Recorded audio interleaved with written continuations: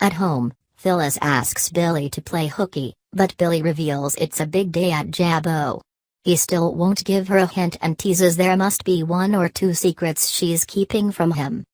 At Crimson Lights, Lily and Kane worry about what will happen to her.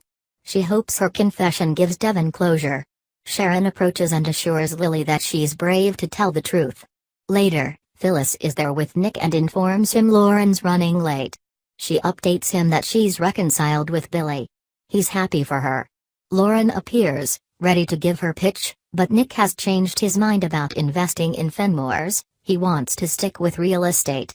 Lauren asks him to let her know if anything changes. She's more determined than ever to extricate Fenmore's from Jabbo. Nick joins Sharon and shows her a house listing. Sharon likes their house. Nick won't give up. At Hamilton Winter's group, Devon confides in Neil that he dreamed about Hillary and woke up believing she was still alive. In that brief moment everything was all right. Neil nods knowingly and advises him to keep living for Hillary and their child. Lily arrives and updates Devon that she told Paul everything.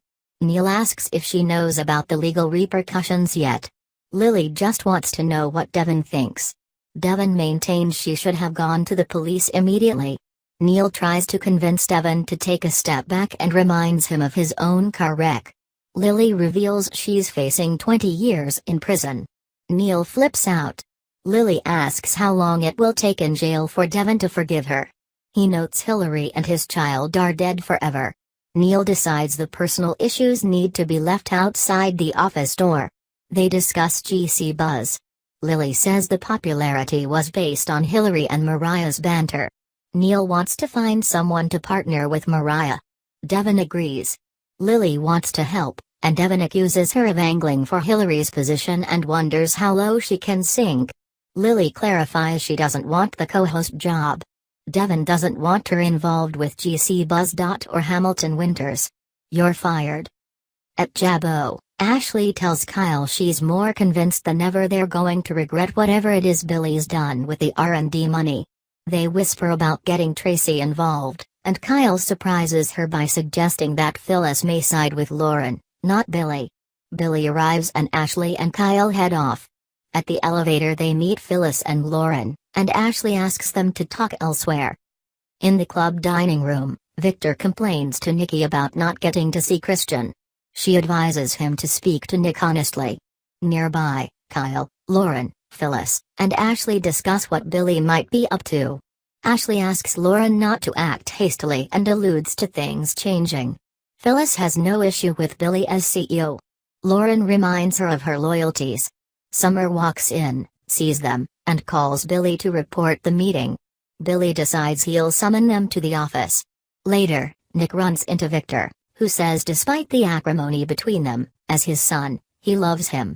Nick says he uses their love to manipulate them, that he won't tolerate.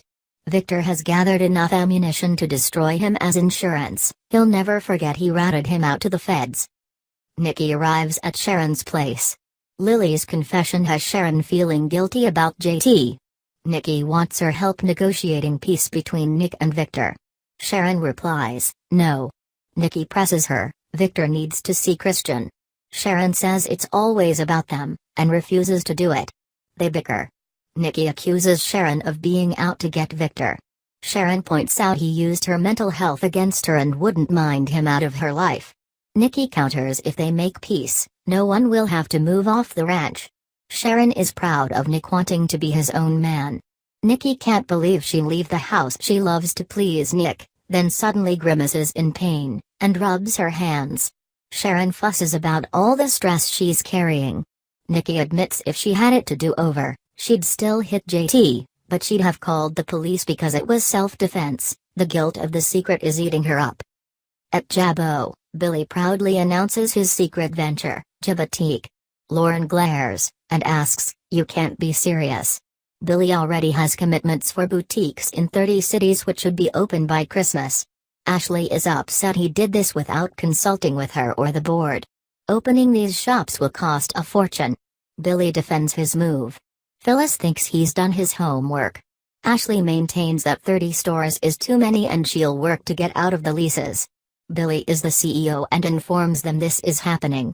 Outside, Ashley tells Kyle it's going to be harder to get rid of him than they thought.